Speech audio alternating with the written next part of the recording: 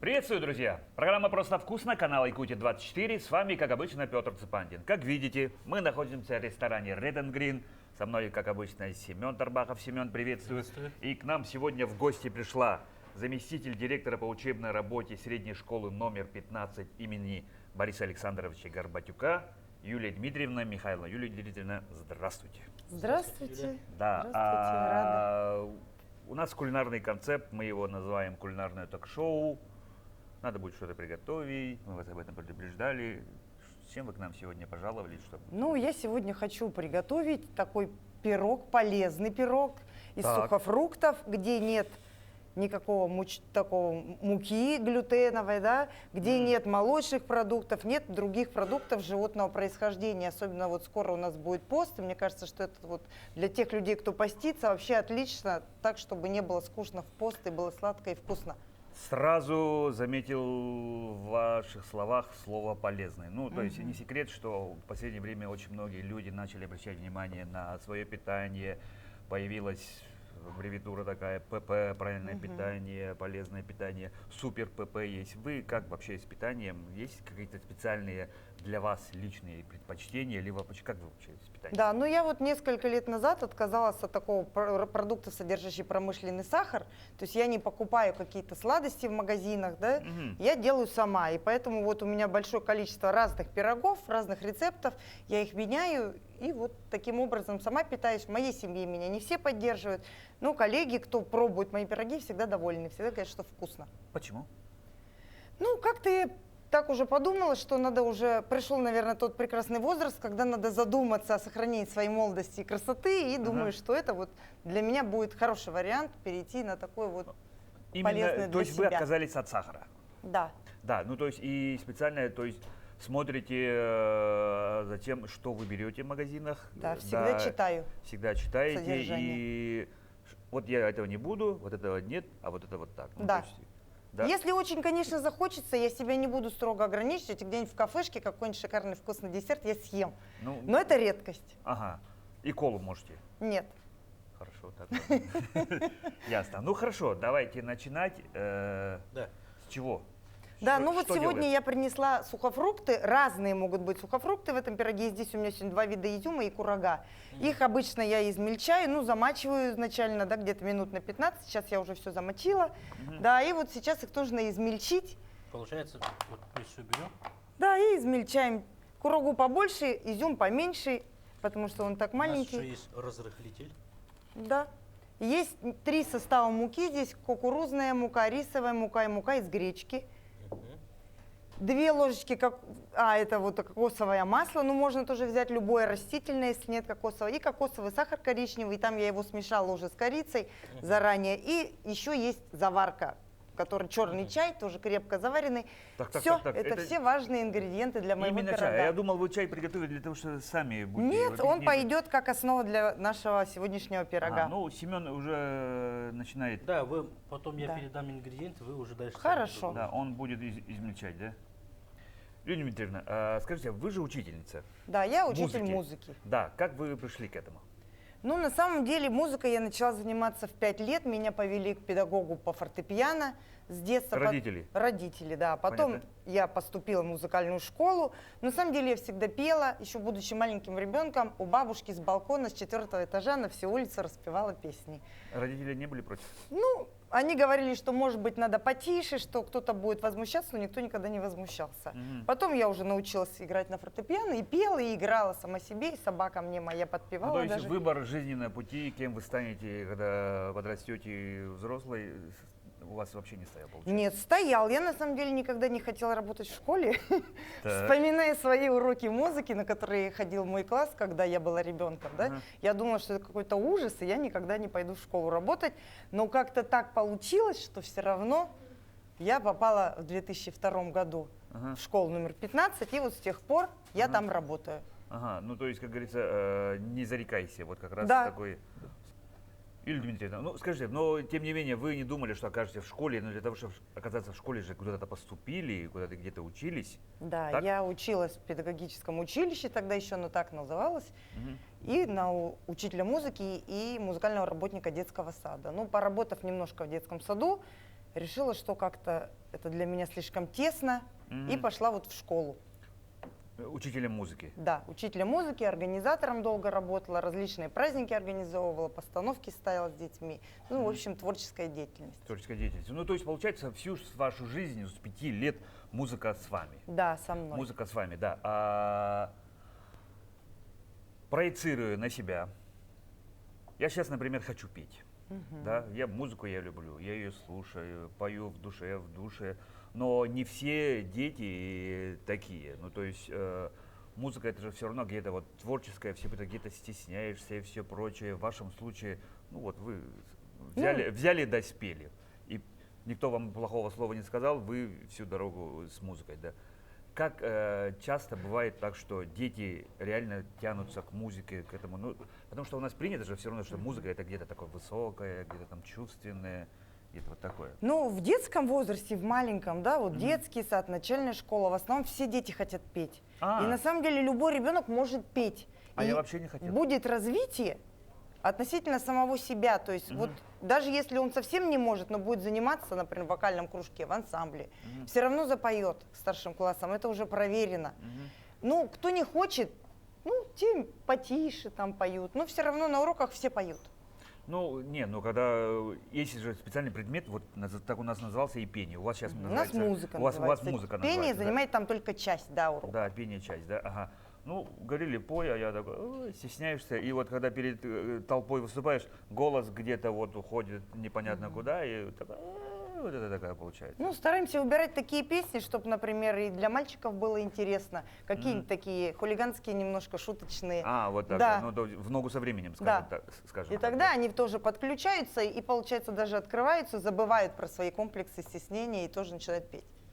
Тем более, когда уже там хлопали, Да, захлопали, когда много похвалили, детей, всё. когда в хоре, это же не сольно происходит, как ну правило. Вот так, да. А как сейчас вообще проходят уроки? Вы сказали, что пение это не самое главное. Ну, это часть, только часть, фрагмент да? урока, да. Ага. То есть мы слушаем музыку, очень много про нее говорим, да, смотрим, сейчас техника позволяет различные фрагменты балетов, опер, что раньше невозможно было, да, а сейчас очень интересно, можно все посмотреть, все Ну да, показать, вот буквально показать, всё как вот звучит здесь, да. симфонический оркестр, Ага. все это вот реально, и детей очень интересно им смотреть, многие часто не бывают в театрах, не видят этого, ну, можно заинтересовать сейчас детей. Поэтому, ну, вот важно просто сформировать у них вот такую общую культуру. Культуру понимания, зачем музыка вообще существует, что она позволяет человеку выражать эмоции, это ведь самое главное, в принципе, душу разбудить. Ну да, с музыкой, с песней веселей. Ну, Идет по даже жизни, да. и работается даже. Конечно. Так, пойдет? Да, ой, как здорово, Хорошо. очень мелко. Так, тогда приступаем, да? Да, вы сказали, нам миска. Угу. Что вы делаете? Чай? Я сейчас буду, да, ну, чай сначала соединю, вот такие ингредиенты. Это просто один пакетик вы заварили. Один пакетик я заварила, Заварили. Обычный сделала чай. крепкую заварку. Так, а где у меня масло целое? Здесь. Так как вот заварка у нас теплая, даже если кокосовое масло подзамерзло, оно там все равно растает. Ну, дома я все равно заранее его так подтаиваю. Тут оно, я Или его просто везла за час еще. достать, чтоб комнатная Да, температура чтобы стояла. комнатная температура. Ну, вообще в теплой заварке оно все равно в любом случае у нас сейчас подзаварится. Подрастает все тоже. Видите, уже оно Ну, прям чуть-чуть растопить надо, да? чуть-чуть, да, подогреть, так, чтобы было тепло.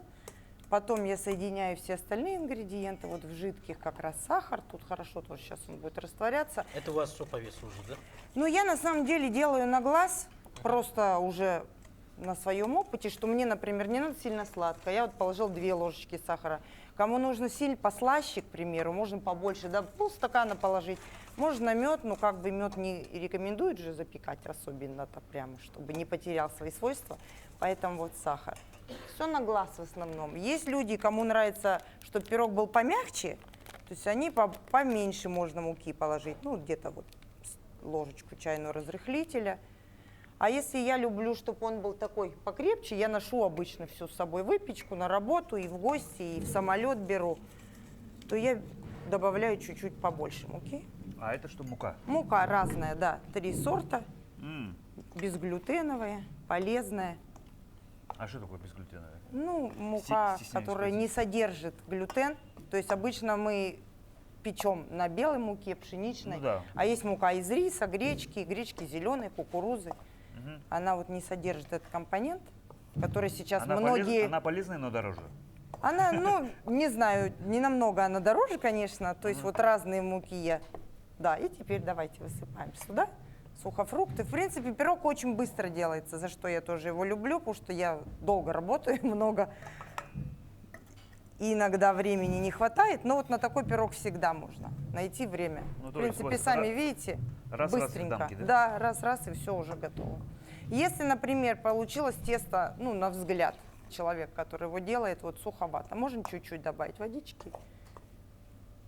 Ну, в принципе, оно и так сейчас как песочное, практически по консистенции хорошо утрамбуется. Так, вот. Давайте вот так. Мгм, всё. Это нам уже не нужно. Форму тоже маленькую использую, потому что, ну, удобно. Быстро съел, пергамент. Дома я Это у так нас всегда. получается силиконизированный. Ну, это, да, коврик такой, который многоразовый, очень удобно, его помыл, и все прекрасно. Прищепки, конечно, перед духовкой потом я снимаю, это так, чтобы вот не мешало. Вот. Прям как дома. А, ну это же обычные прищепки, я так Ну да, это обычные я прищепки. подумал, как вы собираетесь Нет, прищепки я в их духовку? потом сниму. Они же- Все, высыпаем. Действительно очень быстро все. Быстро все И происходит. сейчас нас это Семен в духовку заложит. Можно добавлять орехи, да, кому что нравится. То есть тут можно финики, можно чернослив. То есть потом каждый человек для себя уже. Ну да, тут финики идеально подойдут. Да. Финики. Я помню мультик такой. Где мои финики? Да, то есть у меня часто сухофрукты разные в холодильнике есть, и я вот какие есть, там клюкву сушеную, вишню, все туда, все хорошо будет тут. Ванилин, корица для запаха, тоже прекрасно. Держим. И все, да? Все, Да, получается, давайте, давайте на, вот так на камеру покажем. покажем. видите, он не выпадает, если хочется пожиже, поменьше муки просто.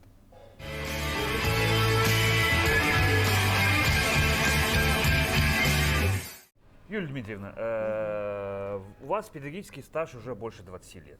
Ну, 25-26. 25 лет, так. да. Дети меняются? Ну, на самом деле, да, немножко дети меняются. Дети сейчас более дети, я бы так сказала, чем когда я пришла на работу. В смысле, инфантильнее? Ну, они какие-то дольше остаются детьми. Такие восторженные. Вот раньше, например, первый мой выпуск 2010 года, они уже где-то в 9-10 классе были такие люди взрослые. Повзрослевшие. У них какие-то были, да, там взрослые проблемы, там они... Жизнь, видимо, все-таки сейчас стала полегче, и за счет этого... Возможно. Да, дети стали детьми оставаться. Сейчас 9 класс у меня тоже, это 3-й мой уже класс. Мгм. И они такие прям мишки, игрушки, Мгм. как маленькие еще. А в плане прилежания? Ну, на самом деле, в последнее время много сыграла пандемия. Ну да. Без неё никак. 2 года. Да, всё-таки, она так прям повлияла Отпечаток свой. На прилежание, на успеваемость. Дети ушли больше в онлайн, Мгм. в телефоны, в гаджеты. И немножко педагогам пришлось тоже свою деятельность развернуть, чтобы сейчас заинтересовать детей сложнее. Но, тем не менее, мы тоже идем ногу со временем, все время учимся. И вот я, как уже вначале говорили, да, что я не только учитель, но еще и нумеролог. Да-да, И мы на обязательно самом деле- этого коснемся. Да, специально я вопросы подготовился к передаче. Да, Нет, то есть хочу сказать тому, что учителя тоже все время чему-то новому учатся, расширяют. Быть не только учителем, если ты только учитель, то, скорее всего, тебе будет сложно детей заинтересовать. Мгм. То есть надо что-то расширять, что-то интересное, чтобы их удивлять все время. Мгм. Ну, что-то новенькое, да, значит. Да. Да. И вот по этому случаю тогда такой вопрос. Как часто меняется программа, ну, допустим, то, что было 20 лет, сейчас, ну, в течение вот вашей деятельности? Ну, на самом деле получается так, что вот основная программа по музыке была Кабалевского, да, создана в Советском Союзе в середине, да, прошлого века. И все остальные программы были на ее основе. Переделались, кто-то хорошо делал, кто-то не очень хорошо, да. Но в этом году вообще что-то такое странное произошло, как бы всех заставили перейти на одну программу. по которой еще нет учебников, у нас нет методических Ну, пособий. даже- И мы такие даже- вот, да, вот кто как чувствует, тот так и работает, грубо говоря, лишь бы Ага. темы были написаны правильно. Ага. Ну, касаемо именно вашего предмета, например, да, Ну вот вот. музыки. Все равно программы, конечно, изменяются, что-то дополняется современными какими-то уже произведениями, да, но в основном все равно это все те же композиторы, классики, куда мы от них, Ну да, нет, но все равно есть понятие классическая музыка, да, Народная, народная, джазовая, какая-то, джазовая. современная, все изучаем понемножку. Вот про это тоже. Ну вот сейчас современные эстрады тоже изучаете, неужели? Ну, мы можем не сказать, что мы ее слушаем на уроках, конечно, нет, но если прям ребенок очень будет настаивать, иногда я, например, в своей деятельности делаю какой-то такой один урок в год, что представь свою любимую музыку, да, мини-проекты такие дети делают, и вот там они имеют возможность рассказать про то, что они Про свою слушают. любимую группу и почему. Почему они, да, это да. слушают, почему выбирают они. И потом мы как бы обсуждаем, и иногда приходим к выводам, что, ну, почему бы и да. Ну да, ну то есть получается вы еще и историю музыки изучаете, обязательно же, да? Да, фрагментарно. Не так, как в музыкальной школе, конечно, но тем не менее дети же должны понимать, откуда все появилось, как это все развивалось тоже. А вы сами интересуетесь наверняка историей музыки? Ну, не сказать, что прям вот сильно фанатею. Ага. Ну, во-первых, в рамках профессии все равно мне приходится и Нет, следить за почему современными я этот какими-то вопрос такой, тенденциями. Да-да, с подковыркой спрашиваю, да, ну, музыка у нас меняется. Да. Музыка у нас меняется, популярная музыка меняется, эстрада у нас меняется, зарубежная в том числе, да, но при этом, допустим, та музыка, которая, ну, условно была в 60-е, 70-е, ее же тогда общая масса не воспринимала. Битлз думали, что это, ну что это такое, это вообще никуда не годится, а сейчас это уже живые классики. да. Э, Ну, современную музыку я слушаю, как бы Так. стараюсь быть в курсе. мгм. Ну, возможно, даже и не всегда одобряю, но так как я же все время с детьми, они же тоже слушают, я же тоже слышу. Да. Выбора нет, получается, Выбора нет, приходится да-да-да. все равно А тоже сами вы быть. какую музыку слушаете? Ну, на самом деле я слушаю разную музыку. Я люблю иногда и современную, в зависимости от того, что мне хочется. Если мне надо энергии какой-то добавить, я включу что-то современное, такое зажигательное, буду наполняться, да, двигаться. Хип-хоп. Когда хожу, Ага. тоже слушаю всегда какую-то такую подвижную, современную. Ага. Если мне нужно уйти в себя, я послушаю там медитативную музыку, мантры. Я вот свой день начинаю с прослушивания высокочастотной музыки. А это что это такое? Но есть сейчас как бы учеными доказано, что есть музыка такая, да, которая звучит как бы на разных частотах. Такая базовая частота 174 Гц. Да, это Вот. вот то, что мы люди разговаривают. Да, по-моему, и вот я с Сре- нее начинаю свой Ага. день, включаю Да. музыку, сажусь, сижу, кот всегда Ну, со низкие мной. это басы, потом голос средний, вот частоты, а высокочастотные это Ну, уже сейчас где-то уже- 15 тысяч, 20 тысяч герц. Да. Да. То, что вот это. Я просто физик, поэтому немножко. Ну, это понятно, я немно- чувствую не- прямо, не- что вы таки немножко- на другом языке не- немножко, да, немножко разговариваете. об этом знаю, да. Ну, то Да, есть ну- высокочастотная музыка. Да, сейчас же доказано уже тоже учеными, что музыка, звуки вообще любые, да, даже то, что мы с вами говорим, что оно влияет на нас. Это и, И благотворно, Да, благотворно и негативно может деструктивно тоже менять, может, да, да. на Потому что нас. даже говорят, что рядом с растениями, либо там вот воду беременными на воде женщинами там на воде ставили, да. классическую музыку включил, и молекулы воды как-то вот становятся и растения красивыми. теплица, Даже если вы огурцы взяли быстрее. стакан с водой в руки и сказали туда: ой, я тебя люблю, благодарю, таким образом вы напитали свою воду полезной энергией. грубо говоря, Алан Чумак. Как Что-то будто, типа- да, что-то очень типа него. близко. А у нас возвращается Семен.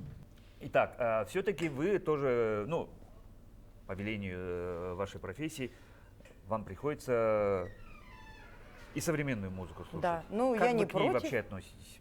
Ну, Потому что, ну, наши она де- должна быть, конечно. Да, наши дети вырастут, и примерно Для них нашего это с вами будет возраста, тоже. 50-60 лет, они же будут вспоминать музыку, ту, которую Да, которую слушали, они когда они слушали. были молодые, когда бы они только-только влюблялись, когда у них отношения, когда у них, ну вот, первые музыка что-то... вот- своеобразный якорь, который нас может унести в прошлое. Машина времени Ну своеобразная. да, такая, какие-то ассоциативные все равно Но сейчас, знаете, остаются. что я заметила? Вот слушая как-то музыку на дискотеке, мы же и дежурим, и все, там нам же приходится слушать. Ну. И тут я слышу какая-то музыка 60-х, которую даже я не слушала, она сейчас уже ремиксована, и дети под нее вот отжигают. Ну да. Ну сейчас, да, вот, допустим, «Ласковый май» вернулся. Да, очень хорошо. Но к ней тоже же относились, что это вот разврат, тлетворно все, влияние Ну, Запада. у каждого кто так поколения, двигается, наверное, кто так свое танцует. мнение. Да, ну свои Сейчас свои времена, свои, Да, как говорится, нравы. идеалы и свои нравы, да? То есть вы спокойно к этому Я относитесь? спокойна вообще. Конечно, каждый человек должен выбирать для себя то, что ему нравится. Рамки — это всегда плохо. Даже так. Потому что, да, ну, Запрети кому-нибудь что-нибудь, он обязательно это попробует. Ну, так же работает. вот даже так, да? Да.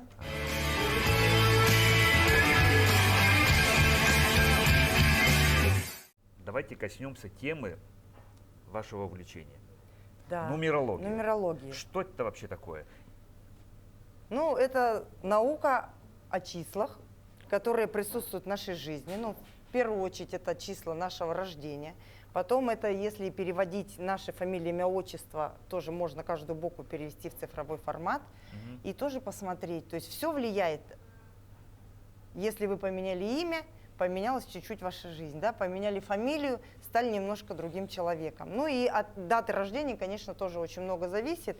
Сейчас вот приведу такой пример на себе, да. Я на самом деле, когда пришла в школу работать, у меня была большая нагрузка, и вот нагрузка же учителя, особенно музыки, когда ты поешь и говоришь все время, да, очень устает голос, горло устает. Ну да. И потом доходило до такого, что голос постоянно вот у меня уходил, и я уже не знала, что делать, пошла там к фониатору, сказали, надо уменьшать нагрузку. А потом, когда я начала изучать нумерологию, я увидела, что у меня вот от рождения есть такие цифры, но их достаточно, но не для того, чтобы бесконечно, вот много очень говорить и петь. И если я буду это делать сверх своих возможностей, то я вот буду как раз болеть и уставать.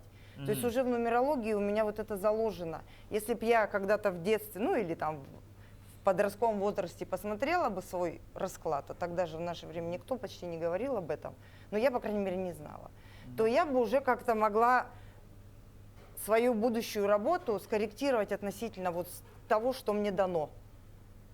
И я вот на своем опыте потом, когда сделала первый расклад я себе самой, я отучилась, прошла курс просто, да, такой, и очень много удивлялась. И вот если бы я это раньше знала, а вот если бы это раньше знала, и вот на самом деле это очень полезная такая наука, и вот расклад дает человеку прямо рекомендации. То есть есть даже там и для поваров тоже, да? Я вот сейчас делала своим детям 9 классу на Новый год такой, ну, маленькие рекомендации, ну, как раз 9 класс, выбор профессии, и там вот есть такие подсказочки, куда человеку лучше обратить внимание, кто может, например, физически работать, там что-то переставлять с огнем, вот, да, с переменной температур. Там прям вот так вот можно, да, даже такие рекомендации получить. А кому вообще это не надо и противопоказано. Вот нумерология очень полезна. Но я еще, так как в моей тоже матрице нумерологической есть такие цифры, которые мне не дают заниматься узко одним делом, мне неинтересно становится. И я все время пробую что-то новое. Да, и у меня, оказывается, это вот как, я думала, ну, может, я такой непостоянный человек, и там пытался себя постоянству приучать. Оказывается, нет. И я поэтому теперь, у меня несколько разных увлечений, вот, ну, пение, я еще в ансамбле пою, да, потом вот нумерология, нейрографику рисую, там, изучаю какие-то другие энергии. Я периодически попела, чувствую, что надоело, ага, порисую сегодня. Порисовала какое-то время, начала там вот нумерологии побольше уделять внимание, я меняю вот это вот по кругу, да, свои увлечения, и не устаю от них, они мне не надоедают, и всегда интересно и здорово. Вы, когда начали объяснять, что такое нумерология, упомянули слово «наука».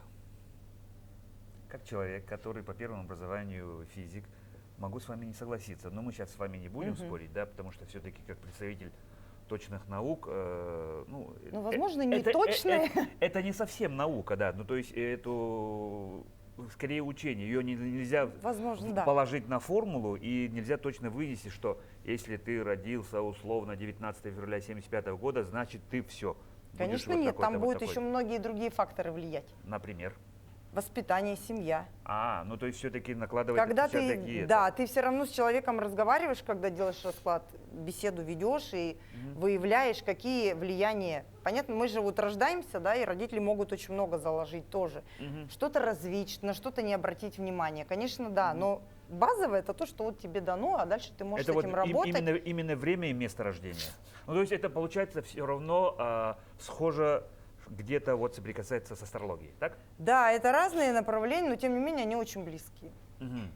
астрология тоже же некоторые... Как выстраиваются да, планеты, да, как выстраивается парад планет, под какой звездой вот ты родился и все прочее. Некоторые относятся к этому ну, с некой долей скептицизма, говорят, ну это все ерунда, но иногда волей-неволей Там читаешь тоже, свои да. характеристики и думаешь, Соглашаешься, да? да, елки-палки, это же я. Ну, чуть ли не так, да. Ну, допустим, я в нумерологии знаю, что моя цифра 7. Ну, то есть сложить все эти вот 19 февраля 75 года, получается семерка. Ну, мне нравится эта цифра, ну, я ее для себя принял. Вот. А что еще дает нумерология? Так, ну то есть можно посмотреть вообще, вот как я уже сказала, базовые такие, да, настройки человека. Так. Это уровень, ну, Прошивка. речевой энергии, да, уровень физической энергии, да. Например, взаимоотношения человека с числами, взаимоотношения человека с законом даже, да. Вот кто-то любит закон соблюдать, это ему легко дается, да. А кому-то прям сложно. Бывают же люди такие, которые мы говорим, ну, немножко не от мира сего, живет по своим законам. По своим правилам, Вот в этой да. матрице, которую мы рассчитываем, уже это будет видно. Ага. И то есть этому человеку однозначно в будущем можно дать рекомендацию, что тебе не надо там работать или ну, быть там, где жесткие рамки нужны. А ты можешь всегда там ближе к собственной деятельности какой-то, где мягко, вот, где можно гибко подходить к графику. Все-таки к примеру. вы говорите, что какие-то характеристики для человека, что вы сначала изначально какие данные исходные берете? Дату рождения. Дату И рождения. к ней еще рассчитываются рабочие числа. А это что такое? Ну, это такие вычисления из даты рождения. Там получается 6 цифр еще, которые Место вы рождения не понимаете. имеет значение? Ну, мы не смотрим обычно.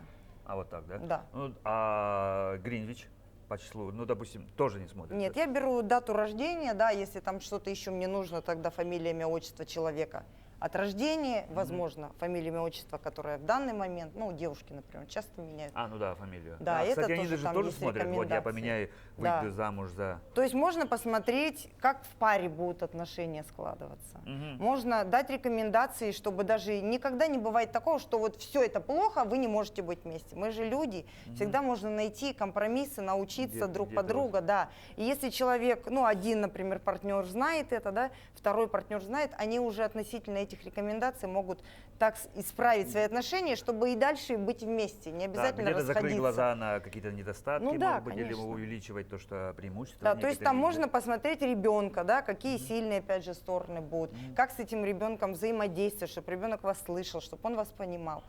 То есть на самом деле в нумерологические расчеты разные, и очень много информации полезной оттуда может человек для себя взять. Мгм. Не, ну я знаю, что нумерология имеет место быть, она уже давно, да? Сколько лет вообще этому учению? Ну, я вот историю не с вашего совсем разрешения изучала. спрошу, это все-таки учение. Да, очень-очень хорошо, да. Учение, не наука, да. Не Хорошо. изучала я вот настолько глубоко, когда она появилась, но это достаточно древнее, потому что Ага. люди и в древности уже магию чисел понимали и использовали ее. А, да, но, кстати, математики очень Да. часто оперируют именно цифрами, что, Что дескать... весь мир это да, цифры. да, цифры, это потому что даже у нас то, что есть, двоичный код, это только две цифры. Все, 1-0. Как-то вот так, да. Но вы сами вообще как пришли и где учились этому? Где можно выучиться на Ну, я нумеролога? училась в онлайн-школе, Мгм. проходила там уроки. Это прям ты проходишь урок, выполняешь домашнее задание, его отправляешь. Тебе там дают обратную связь, там, если есть ошибки, ты исправляешь, там, пишешь работу. Все не так просто. Ну да, Ну, но на самом потому что деле- же вы все равно же берете некую ответственность перед Да, человеком, конечно, который к вам да. пришел. Там целые фолианты для себя я там создавала, распечатывала. Если я всегда, никогда не стесняюсь говорить, что я лучше посмотрю, да, и будет правильнее и точнее, чем я там буду опираться на свою память и что-то вам там нафантазирую. Поэтому, ну, ответственно всегда подхожу, и вот люди, я сделала достаточно много уже раскладов, даже не знаю точно сколько. И люди всегда потом, когда изучают, это примерно 14 страниц, А4, ну, по-разному, да, это, но я вот выбираю для себя такой вот письменный вариант, потому что на звук, аудиосообщениями не всегда люди воспринимают голос того, кто. Ну да, читать-то... Да, и вот. говорят, ой, Да. мне не нравится голос, не буду слушать. Поэтому вот я так, для да. себя выбрала печатный формат. Человеку отдаю такую книгу для него. Он ее, естественно, может уже хранить, в течение жизни доставать, смотреть. Там будут подсказки, как по финансам, как по отношениям, как себя проявлять, как лучше здоровье может даже скорректировать. То есть там разные могут быть подсказки. Ну, то есть вообще все Все практически... сферы жизни Все жизненные аспекты, которые... отражаются там, да. Даже вот так, да? Мгм. Ну, то есть, другими словами, можно сказать, что, ну, где-то вот там, на небесах, уже все за нас расписано, и будет лучше, если ты будешь это соблюдать. Ну, Примерно же так. там есть рекомендации, да, как тебе вести себя, например, чтобы было у тебя все хорошо. А ты можешь, конечно, вести себя и так по-другому, но тогда придется настукать все шишки на лбу, и все равно ты потом придешь туда, Мгм. где как правильно. Но это будет уже путем вот таких вот ошибок. Как правило, да. по граблям ходить, да, люди Да, говорят да, же, да, я да, хожу да. по Ну, граблям. по граблям, да. Ну да, ну, с другой стороны, жизнь одна, и каждый волен ее выбирать, Это, как, конечно. как ему и- заблагорассудится. Да, человек, который получил себе этот расчет, ему же не обязательно следовать рекомендациям. Он может продолжать жить так, как он привык. А кто к вам часто приходит? Ну, чаще ваши клиенты? Ну, в основном получается, что это люди, которые уже что-то хотят изменить. То есть это первое такое, да? Человек хочет что-то изменить в своей жизни и ищет вот варианты. А через что? Каким образом? Каким способом? Ну, то есть у человека возникли внутренние конфликты, Потребности какие-то, вопросы да? Ага. какие-то, и он думает, Да. а вдруг-ка я, давайте-ка Вдруг я вот- найду. Да, а вдруг я найду, получится. вдруг ответ придет сам собой, да? Мгм. А, ну здорово.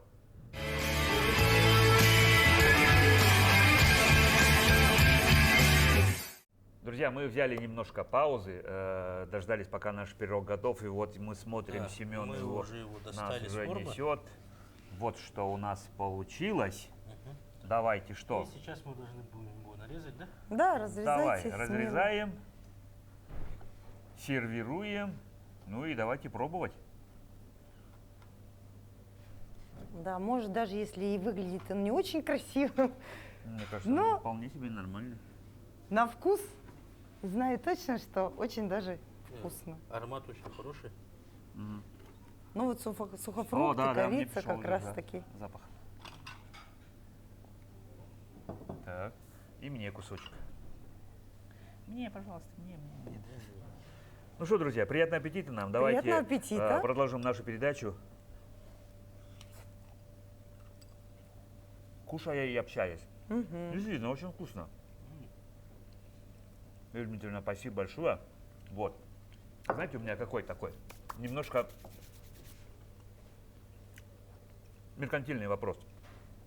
Нумерология. Вы просчитывали, касается нумерология будущего? Просчитывали 24-й год, как он будет? Он- Нет, на самом деле можно для человека, для каждого индивидуально его год посмотреть. Мгм. Можно посмотреть каждый месяц, там, да, какие энергии будут. Можно посмотреть общие рекомендации, да, на год. Именно, например, у вас, у меня, у каждого человека. Нет такого общего, что для всех вот это будет вот такой вот год. Мгм. А, вот так. Ну, то есть Да. конкретно для человека можно? Да, можно, То бишь, конечно. можно, согласно своим намерениям, своим каким-то, ну, допустим, я собираюсь какое-то важное приобретение или там переезд планирую, вот это тоже как-то вот соотнести. Да, можно, но в основном можно еще получить такие общие рекомендации, да, можно конкретно по каждому месяцу, да, посмотреть. Ну и в основном общие рекомендации будут такие, например, если у вас будет цифра года, например, единица, она будет вам говорить о том, что вы что-то будете новое начинать, да. Ага. И наоборот, если у вас будет девятка, то это будет говорить о том, что какой-то цикл у вас завершается. Мгм. Что что-то завершится, с чем-то придется распрощаться, хотите вы или не хотите, да, мы же не всегда хотим. Но вот придется. Какой-то год нужно уделить внимание, например, своему личному развитию, какому-то внутреннему росту, да. В какой-то год, наоборот, семье. Ну вот, то есть можно получить такие рекомендации, на что сделать акценты, что может как бы помешать вам или какую-то вот, ну, подстелить соломку, как я обычно говорю, да. Когда ты знаешь, что у тебя что-то может произойти, ты уже можешь предотвратить. Предупрежден, вооружен? Да, абсолютно Да. точно. А как относится к вашему увлечению, насколько серьезно ваши близкие? Ну, мои близкие ко мне обращаются всегда с даже вопросами. так? Конечно. Ну, то есть нет такого, что такое, да, что это такое? Типа, Ну, там, нет, в моей семье эзотерика- как-то эзотерика это какая? все так нормально. Я начинала же, говорю, с того, что я после своего расчета сделала расчеты своим детям. Ага. Все почитали и все поняли, что на самом деле, да, как здорово, что можно такое вот руководство для своей жизни использовать ежедневно. Оказывается, вот так и так, да? Да. Ну здорово тогда.